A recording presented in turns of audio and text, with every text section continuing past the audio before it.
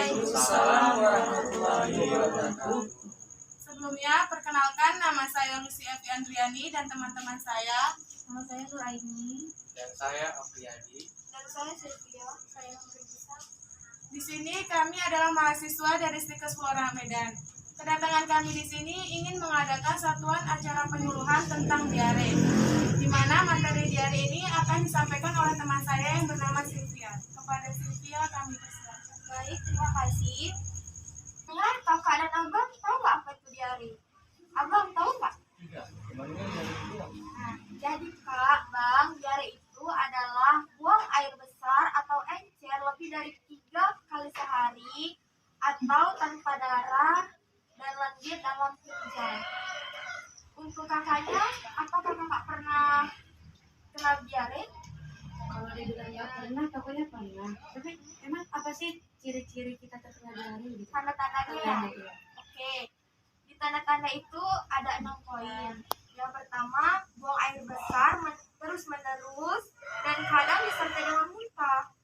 Terus yang kedua yaitu sakit perut. Nah, sakit perut di sini tuh seperti ngelilit.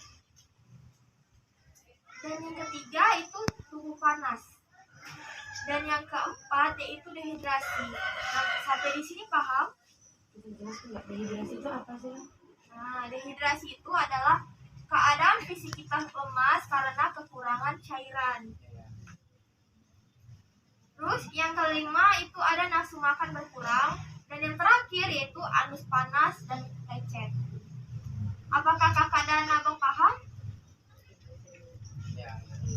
Lanjut ya, kita ke penyebab diare. Di penyebab diare ini kita ada 4 poin. Nah, yang poin pertama yaitu infeksi bakteri, virus, atau parasit. Yang kedua yaitu ada makanan yang tidak bersih, basi, ataupun beracun. Nah, yang ketiga ada alergi makanan. Kenapa? Karena bisa jadi kalau misalnya dia tidak bisa memakan makanan itu, sistem pencernaannya itu terganggu. Nah, terjadilah diare. Terus yang poin terakhir yaitu lingkungan yang tidak bersih. Udah otomatis kalau lingkungan yang bersih, pasti makanan itu tidak ada virus kan? Tapi kalau virus yang tidak, kalau lingkungan yang tidak bersih, pasti makanan itu kotor kan? Ada bakteri ya. Memang bakteri itu tidak nampak, tetapi bakteri itu bisa membuat semua orang sakit. Terus kita lanjut ke keperawatannya.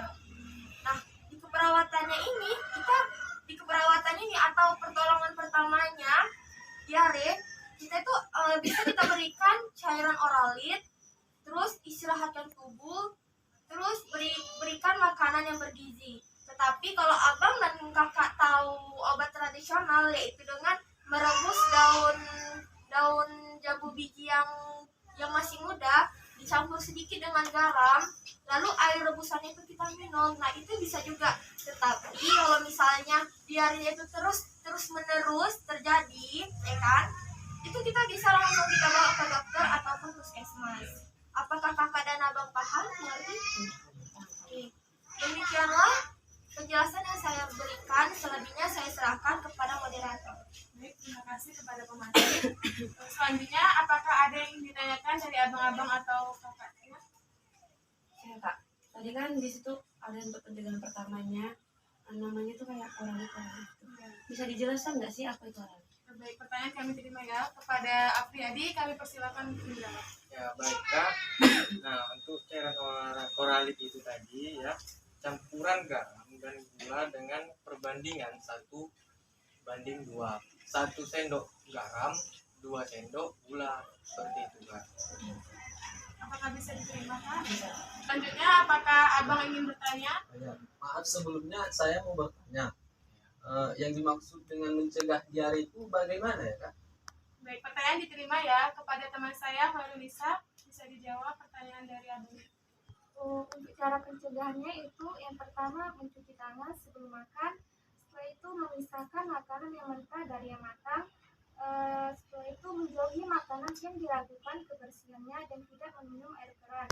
Setelah itu menyimpan makanan di lemari es dan hindari meninggalkan makanan di bawah paparan sinar matahari dan atau suhu ruang. Ada yang ingin ditanyakan?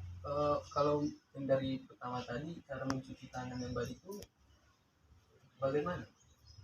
Kepada Afriyadi, silakan untuk menjawab.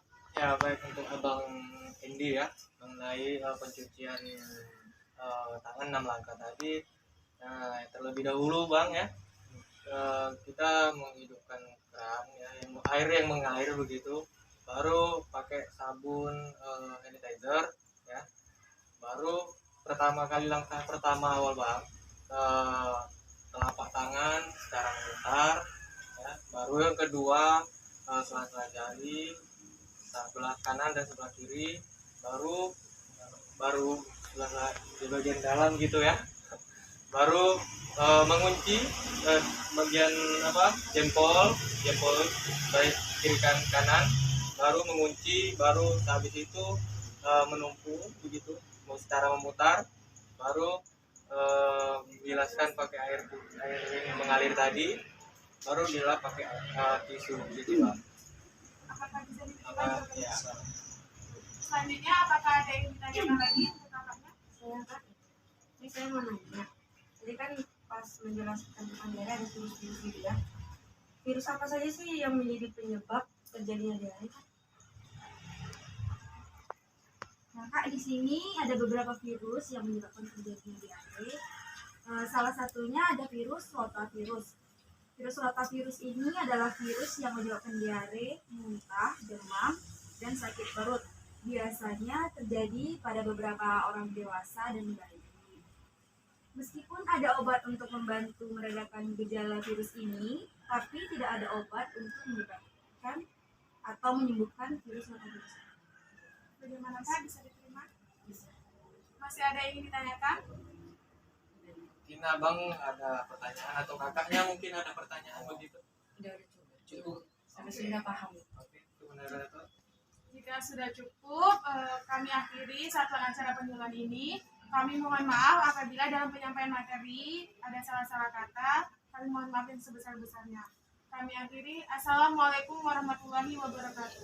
Waalaikumsalam warahmatullahi wabarakatuh.